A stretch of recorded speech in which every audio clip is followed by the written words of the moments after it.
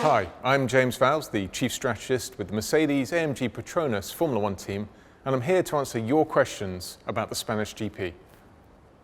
Here's a brief summary of what happened on Sunday. Obviously a chaotic start to the race. Really interesting as cars went through the combination 2-3, Grosjean just spinning, getting it wrong, lighting up the rear tyres and the smoke ending up with a huge accident and debris all over the track. The safety car was required to clear that all up, and it took many laps before we were able to restart racing.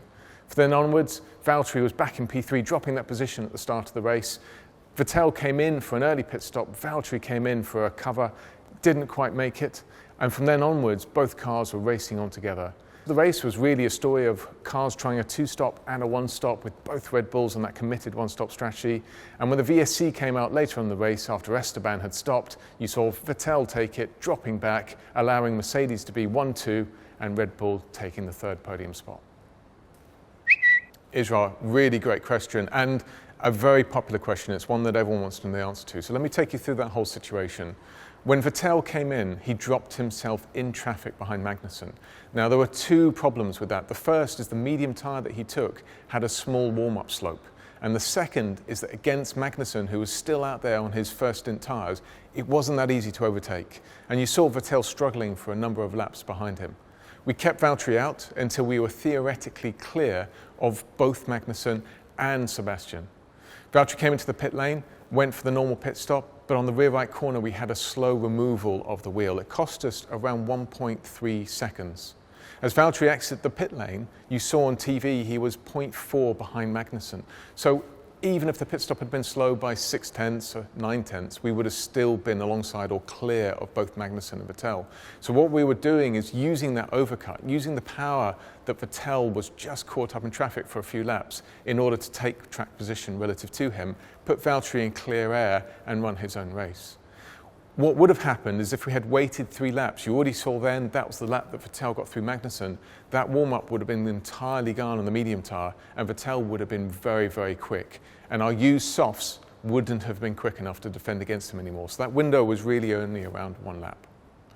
Martin on Twitter, just to reiterate your question, it was why or what were the factors that really made us decide not to pit under that late VSC with either Valtteri or Lewis? So let's look at those individually. With Valtteri, we were P3 behind Vettel. We knew Vettel was struggling with the tyres. We'd been pressuring him for a lot of the stints. And we knew that if we stopped, we'd drop behind Red Bull. And that's position. That's just to the end of the race. Red Bull were absolutely going to make that one stop work. So the key deciders are simply, are those tyres going to make the end of the race from there? Are they going to be okay? And especially it was the front left tyre that was one taking a beating. And the second defining factor is, what will Vettel do? Will he come in at this point in time, and therefore can we gain track position relative to him? And what we concluded, based on all the evidence we had, is there was a strong probability of Vettel taking it, and it's extremely unlikely that anything else would have happened if we took it, rather than just staying behind Vettel and Red Bull, and therefore finishing lower down than the P2 that had the potential in the car.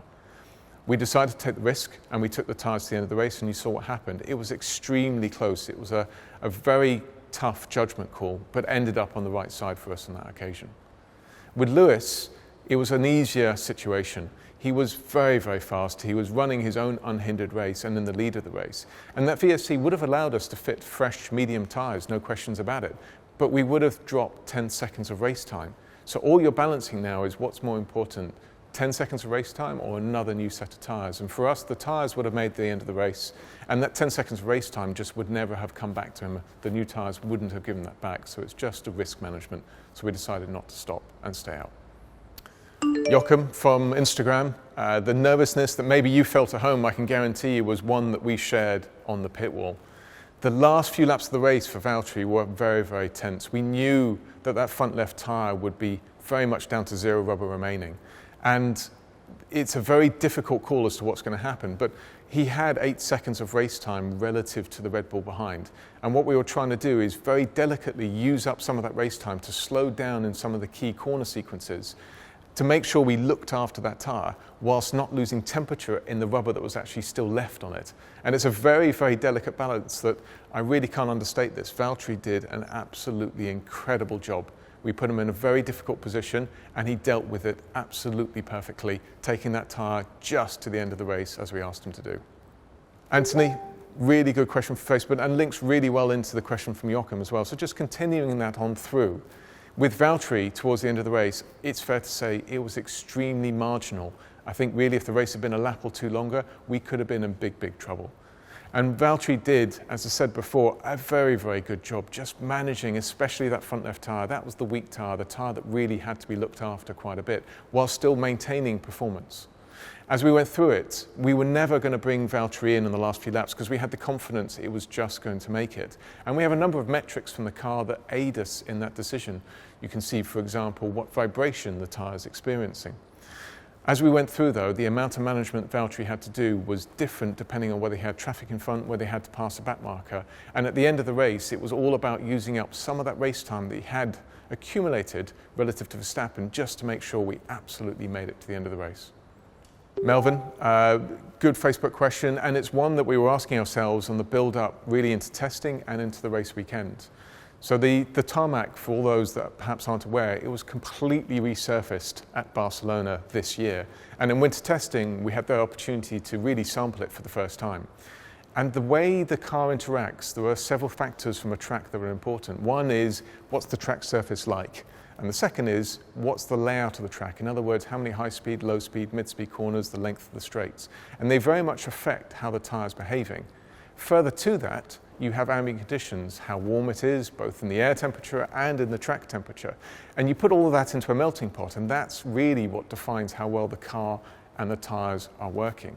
Now, the new track surface, what it really does is it resets a lot of the knowledge that you've had from Barcelona previously, a track that we run at very commonly, almost back to zero. Yes, the corners are the same layout, but how the tyres operate and how the car operate is very, very different. And that would have been the same for all teams. All teams would have taken time to iterate to what the correct setup was. Then as we went from the test, which was reasonably cold, towards the race weekend where we had track temperatures up at around 43 on Friday, you really have to adapt yourself quite dramatically to those changing conditions to get everything out of the car. Ultimately though, to answer your question, there was a big, big change. The tarmac change really was more significant than anything else as we went into that race weekend, and all teams had to adapt and learn and start again. Lynn from Instagram, thank you very much for your question about the Pirelli reduced tread gauge tyres. If we go back a little bit, winter testing this year was all conducted at the Barcelona Grand Prix track. We had 8 days of it split into 2 sets of 4 days. Our car was working extremely well during the winter test this year. It was competitive on short runs and on long runs as well, and working across the tyre range that was provided to us. And those were normal Pirelli full tread gauge tyres. As we went into the race weekend, on the reduced tread gauge, we saw the same characteristic. The car was just performing extremely well against a range of temperatures across the weekend. And what we really concluded is that our car at Barcelona, for a number of different reasons, which include the track layout and the track surface, was working very, very well. In winter testing, we had some quite cold conditions. There was even snow one of the days. And despite that, what we were seeing, and indeed nearly all teams were seeing, was quite significant blistering on the tyres. And what blistering essentially is when the tyres become far too hot, and at the surface of the tyre you see that there is a damage that's incurred as a result of this, and it can lead to some very significant issues if you run on those tyres for an extended period of time. Ourselves, and indeed all teams, were informed by Pirelli what they were going to do as the result of that at the Bahrain Grand Prix this year, which was they had decided to reduce the tread gauge of the rubber in order to try and mitigate against that blistering, because it is a disastrous effect to tyres. As the result of that, and as we went into the Barcelona weekend, we didn't particularly know what the characteristic change would be, whether it would suit us or not. But the reality behind it is all I really saw was our winter testing performance carrying over quite significantly into the race weekend. Hi Dan from Instagram, thank you for your question with regards to Lewis's comments on how he felt comfortable in the car, how he liked the car. Drivers need to be extremely comfortable with how the car is performing in order to extract every millisecond of performance that comes out of it. And for that to happen, you need a few things. You need what we call a balance. And a balance is throughout the speed ranges of corners, in low speed, medium speed and high speed corners, the car has to respond in a way that feels comfortable to them without too much oversteer or understeer. And it's difficult to get a car balance that completes that requirement across all of the speed ranges and all of the temperatures. You also need the tyres to be absolutely performing in the correct window, both front and rear, and it can't change throughout the lap or laps. It needs to be a consistent balance that they can feel and understand in order to exploit. This weekend, both Valtteri and Lewis commented that the car balance and the tyres were working extremely well for them, and it created a confidence that allowed them to keep pushing and generating performance and optimizing the car setup more specifically into a direction the way we can extract even more performance for it. So when Lewis talks about the car being to his liking, he needs the tyres to be in the right place, he needs the car balance to be at the right place in order for him to iteratively push his performance and the team's performance further so that we can achieve what we did as we did at the weekend. Hi Edo, your question came via Twitter. Thank you very much for it. It's a question that we're also going through here at the moment and asking ourselves. Monaco Grand Prix is an exceptionally special track. It is very different to all of the other tracks that we go to. It's a street circuit, obviously, first of all. The drivers have an accommodation period, a period of time that they get better and better and better throughout the course of the race weekend. It's a road. The track surface is very different to a normal racing circuit in that regard. Us, Ferrari and Red Bull are in an absolutely fierce competitor fight this year. All three cars have very similar levels of downforce.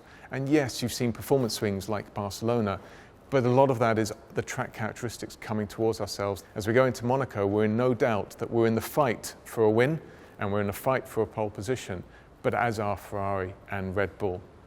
Last year, we had small errors on our setup, which, as you saw, were reasonably costly, and we were struggling to extract the performance. Those are understood, but more problems, I'm confident, will appear, as they will do for our two main fierce rivals as well. And Monaco is all about getting those small issues out the way and building on performance across the race weekend. In terms of where we are, we absolutely go in with our heads held high and with the intention to fight for the win. But it is going to be a tough battle. Thank you very much for all of your questions. It's actually incredibly interesting to see that all of the feelings and questions we ask ourselves inside the teams are ones that are shared with those providing the questions externally. We very much enjoy answering these questions, and the next debrief, which will be after the Monaco Grand Prix, will be where we have an opportunity again to answer many of the ones that you send in. So please, please, please keep sending them in, and we'll do our best to answer them.